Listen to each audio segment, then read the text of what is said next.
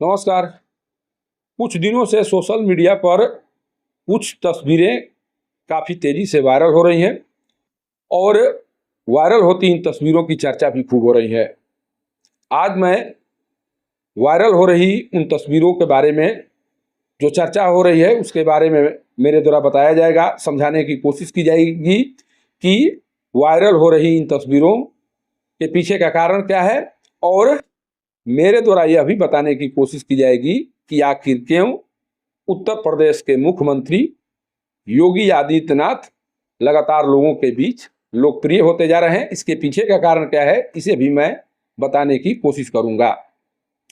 एक तस्वीर उत्तर प्रदेश से आई है, जिस तस्वीर में दिखाई पड़ रहा है कि पहलगाम हमले में मारे गए शुभम द्विवेदी के परिवार के घर उत्तर प्रदेश के मुख्यमंत्री योगी आदित्यनाथ पहुंचते हैं, उनके शव पर श्रद्धा सुमन अर्पित करते हैं, उनके परिजनों से मुलाकात करते हैं, तमाम बातों को जानने का प्रयास उनके द्वारा किया जाता है, परिजनों को आश्वासन भी दिया जाता है। और जैसे ही यह तस्वीर सोशल मीडिया पर दिखाई पड़ी, उसके बाद लोगों के बीच चर्चा शुरू हो गई कि किस तरह से योगी आदित्यनाथ किसी के साथ जब इस तरह की घटनाएं सामने आ रही हैं या जब कोई दुख की घड़ी में आ जा रहा है, उसके साथ किस तरह से कंधे मिलाकर उनके द्वारा चलने की कोशिश की जाती है, किस तरह से परिजनों के प्रति समर्पण दिखाने की कोशिश की जा रही है। और इसीलिए लगातार उत्तर प्रदेश के मुख्यमंत्री योगी आदित्यनाथ की लोकप्रियता बढ़ती जा रही है और अब तो लोगों के द्वारा यह भी कहना शुरू कर दिया गया है कि भारत के अधिकतर राज्यों में योगी आदित्यनाथ जैसे ही मुख्यमंत्री को होना चाहिए, कारण कि जब इस तरह के मुख्यमंत्री किसी भी राज्य में रहेंगे तब पीड़ित परिवार को न्याय मिलने में देरी नहीं होगी, पीड़ित परिवार को किसी भी तरह की सहायता मिलने में कोई दिक्कत नहीं आएगी, कारण कि इस स्थिति में स्वयं मुख्यमंत्री पीड़ित परिवार के घर पहुंच रहे हैं, उनकी समस्याओं को लेकर बात कर रहे हैं, समस्याओं के समाधान का प्रयास कर रहे हैं। इसीलिए लोगों की ख्वाहिश लगातार बनती जा रही है कि प्रत्येक राज्यों में योगी आदित्यनाथ के जैसे ही मुख्यमंत्री को होना चाहिए। दूसरी तस्वीर बिहार के रोहतास से आई है और यह तस्वीर एक शहीद से जुड़ी हुई है। रोहतास के सेमरी गांव के रहने वाले दिलीप पासवान छत्तीसगढ़ में सीआरपीएफ में कार्यरत थे और ड्यूटी के दौरान नक्सलियों के द्वारा किए गए विस्फोट से वो घायल हो गए थे। घायल होने के बाद उन्हें इलाज के लिए अस्पताल में भर्ती कराया गया था, जहां पर इलाज के दौरान उनकी मौत हो गई, जिसके बाद उनके शव को गांव लाया गया। और जैसे ही उनका शव गांव में पहुंचा,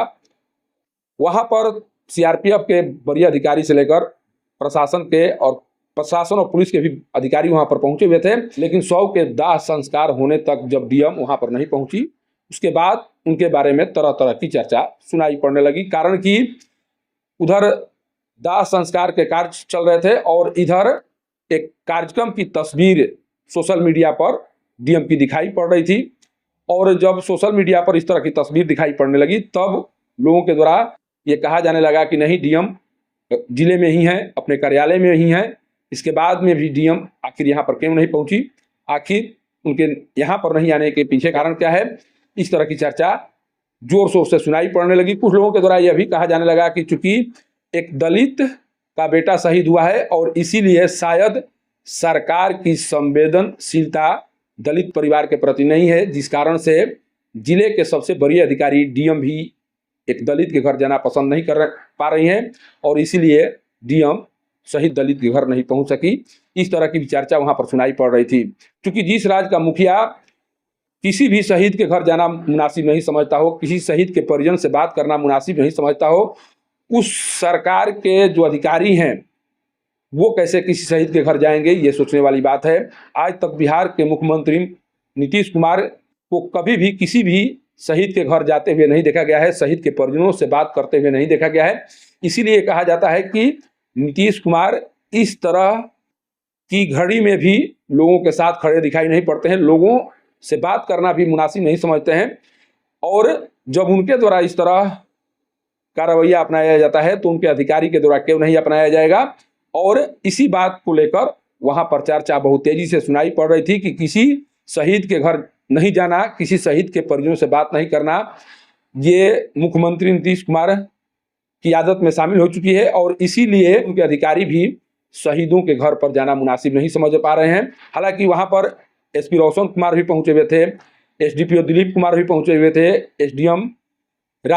एसडीएम आशुतोष रंजन भी पहुंचे हुए थे, लेकिन जिले के सबसे बड़े पदाधिकारी के तौर पर डीएम होते हैं और डीएम के वहां पर नहीं होने का खामियाजा परिवार को भुगतना पड़ता है। कारण कि डीएम जिले में सक्षम अधिकारी हैं किसी कार्य को करने के लिए और इसीलिए लोगों की उम्मीदें थी कि डीएम आएंगी तो शहीद के परिजनों से जुड़ी जो समस्याएं होंगी उन समस्याओं के समाधान के लिए उनके द्वारा आश्वासन दिया जाएगा।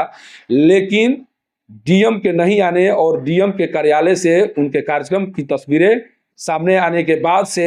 लगातार कमेंट्स आने शुरू हो गए। लगातार लोगों के द्वारा कहा जाने लगा कि क्या एक दलित के शहीद होने के कारण डीएम यहाँ आना मुनासिब नहीं समझी। आखिर डीएम के पास किस तरह की व्यस्तता थी जिस व्यस्तता के कारण वो एक शहीद के घर जाना मुनासिब नहीं समझी। जबकि अक्सर इस तरह की घटनाओं में या इस तरह की स्थितियों में जिले के वरीय अधिकारी परिजनों के साथ खड़े दिखाई पड़ते हैं, परिजनों के साथ कंधे से कंधे मिलाकर चलते हुए दिखाई पड़ते हैं। लेकिन बिहार के मुख्यमंत्री नीतीश कुमार की बात कौन करे,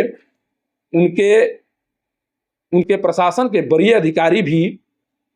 शहीद के घर जाना मुनासिब नहीं समझ पा रहे हैं। तो सोचिए कि बिहार में मुख्यमंत्री से लेकर उनके अधिकारियों की संवेदनाएं किस तरह से मर चुकी हैं, किस तरह से आज भी दलित परिवारों के साथ जिन्हें खड़ा होना चाहिए, जिनकी सबसे ज़्यादा ज़रूरत है वो दिखाई नहीं पड़ रहे हैं। और इसीलिए कहा जा रहा है कि नीतीश कुमार दलितों के मसीहा होने की बात तो जरूर करते हैं, लेकिन जब एक दलित के घर मुसीबत के समय उनके अधिकारी को जाने की बात आती है तब उनके अधिकारी वहां पर जाना मुनासिब नहीं समझते हैं, दूरी बनाकर रखते हैं। और यही दूरी कहीं न कहीं नीतीश कुमार की सोच जो दलितों के प्रति है उसको उजागर करती है और यह बताने की कोशिश करती है कि मुख्यमंत्री जी आप लाख दावा कर लें, दलितों की हितैषी होने के बारे में बात कह लें, लेकिन ज़मीन पर ये सारी बातें दिखाई नहीं पड़ती हैं। और एक शहीद के घर जब से डीएम मुक्ता सिंह नहीं गई हैं उसके बाद से जो चर्चा सुनाई पड़ रही है, जिस तरह की बातें सुनाई पड़ रही हैं, ये बातें कहीं न कहीं 2025 के विधानसभा चुनाव में भारी पड़ने वाली हैं। कारण कि जब किसी दलित परिवार के घर में दुख की घड़ी आ रही है उस समय आप नहीं दिखाई पड़ रहे हैं, आपके वरीय अधिकारी दिखाई नहीं पड़ रहे हैं, तो फिर आपके लिए लोग क्यों खड़ा होंगे, दलित परिवार क्यों खड़ा होगा, ये सवाल आपसे पूछे जाएंगे और शायद इन सवालों का जवाब आपके पास नहीं होगा। सासाराम से पब्लिक न्यूज के लिए सत्येंद्र चौबे की रिपोर्ट।